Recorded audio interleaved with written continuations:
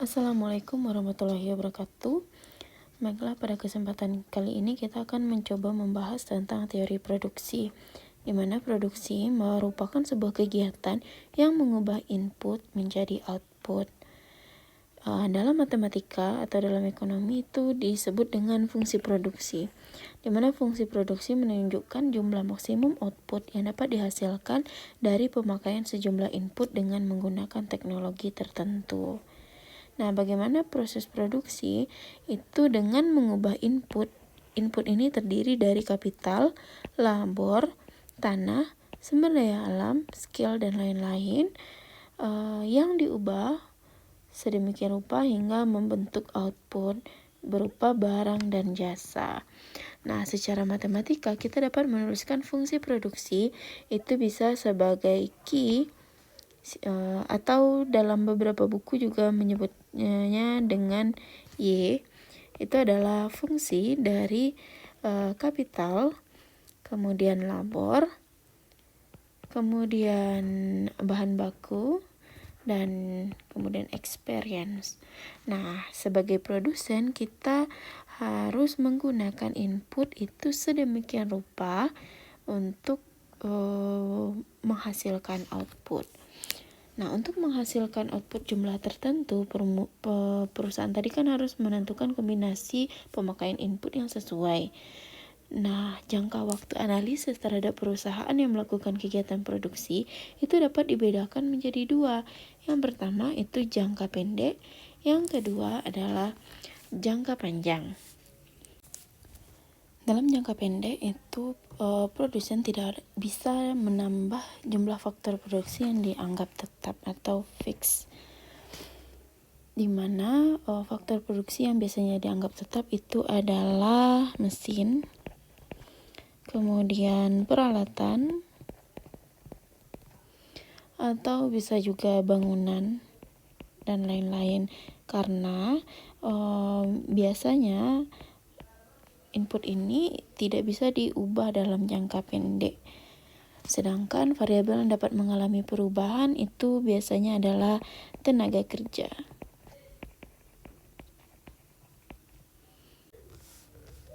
Sedangkan dalam jangka panjang itu semua faktor produksi dapat mengalami perubahan.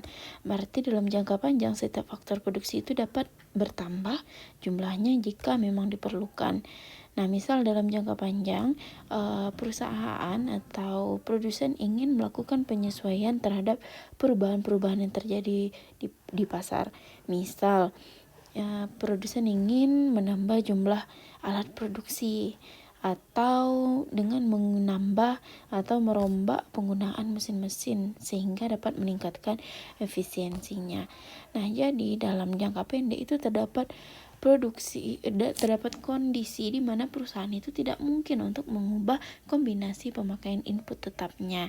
Misalkan dalam menaikkan produksi kelapa sawit itu perusahaan mungkin tidak bisa menambah jumlah luas lahan yang dimiliki karena dalam jangka pendek itu mereka memiliki keterbatasan dana. Sebagai alternatifnya, perusahaan tersebut dapat menambah jam kerja karyawan untuk mengelola lahan dengan lebih intensif sehingga produksinya akan meningkat. Jadi, walaupun luas kebun tetap, itu perusahaan dapat meningkatkan outputnya hanya dengan mengubah satu input saja. Nah, sedangkan dalam jangka panjang itu perusahaan dapat mengumpulkan dana sehingga bisa membeli lahan baru atau mesin baru sehingga output dari produksinya akan semakin meningkat. Nah, jadi input yang pemakaiannya dapat berubah-ubah itu disebut dengan input variabel atau variable input, sedangkan input yang pemakaiannya tetap itu disebut dengan fixed input. Selanjutnya akan dijelaskan secara ringkas yaitu pengertian dari total product, marginal product, dan average product. Di mana total product itu adalah total produksi yang dihasilkan oleh suatu proses produksi. Biasanya dituliskan dengan lambang TC, TP, atau Q. Nah, kemudian ada istilah marginal product. Marginal product itu merupakan perubahan produksi yang diakibatkan oleh perubahan penggunaan satu satuan faktor produksi. Nah, misalkan terjadi perubahan yang dalam jangka pendek itu adalah tenaga kerja, maka marginal produknya itu dikenal dengan marginal product of labor.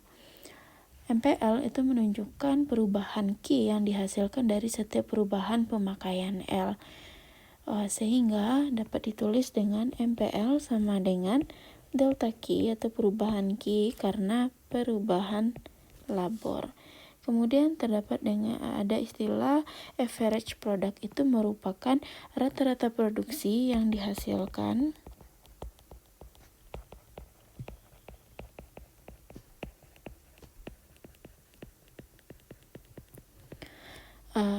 oleh setiap penggunaan faktor produksi.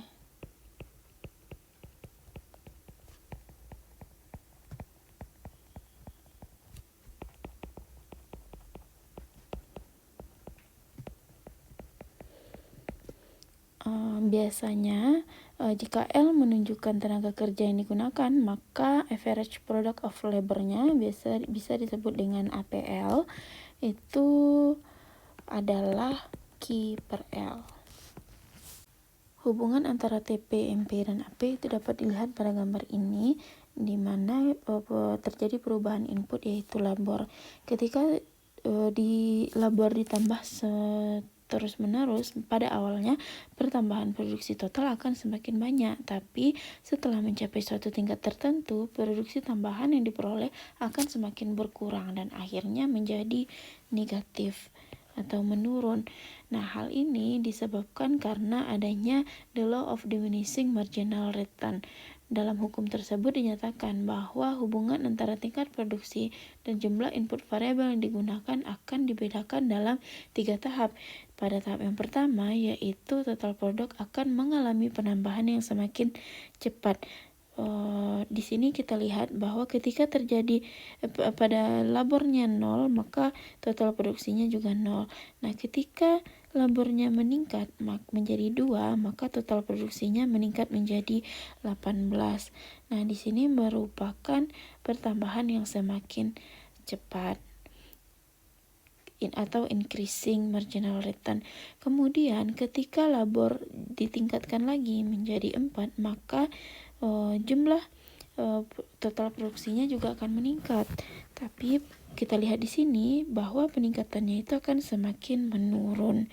Nah, jika ditambah lagi menjadi 8, maka total produksi akan meningkat menjadi 49, tapi ketika kita lihat marginal return-nya sudah mencapai titik 0. MPL-nya sama dengan 0.